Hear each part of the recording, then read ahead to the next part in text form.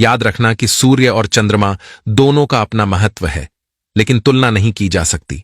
दोनों में से जिसका समय आता है वो तभी चमकता है।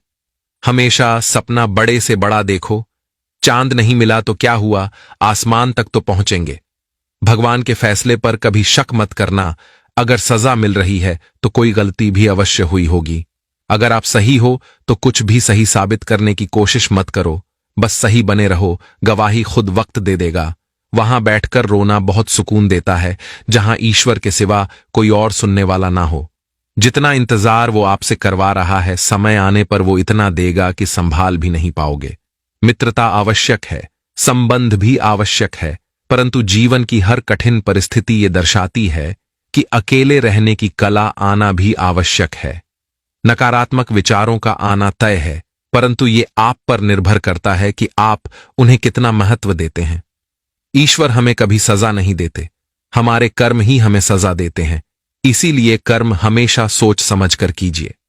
संबंध तो श्री कृष्ण और सुदामा जैसा होना चाहिए, एक जो कुछ मांगता नहीं और दूसरा जो सब कुछ देकर भी कुछ जताता नहीं।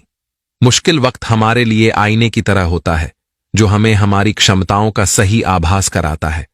जब भक्त और विश्वास अधिक हो जाते हैं, तब चमत्कार स्वयं होने लगते हैं। उस मनुष्य की ताकत का कोई मुकाबला नहीं कर सकता, जिसके पास सब्र की ताकत है। प्रार्थना ऐसी करनी चाहिए जैसे कि सब कुछ भगवान पर ही निर्भर है, और काम ऐसे करना चाहिए जैसे कि सब कुछ हम पर ही निर्भर है। केवल जीतने वाला ही नहीं, बल्कि कहां पर हारना है ये जानने वाला भी श्रेष्ठ होता है। मन से ज्यादा उपजाऊ जगह कोई नहीं है, क्योंकि वहां जो कुछ भी बोया जाए बढ़ता जरूर है, चाहे वो विचार हो, नफरत हो या फिर प्यार हो। अनुमान मन की कल्पना है और अनुभव जिंदगी का सबक है। सच्ची खुशी तभी होती है जब आपकी सोच, कथन और कर्म में समानता हो। निसंदेह किसी भी देहदल्ली कहलाता है। अपनी पीड़ा के लिए किसी को दोष मत दो।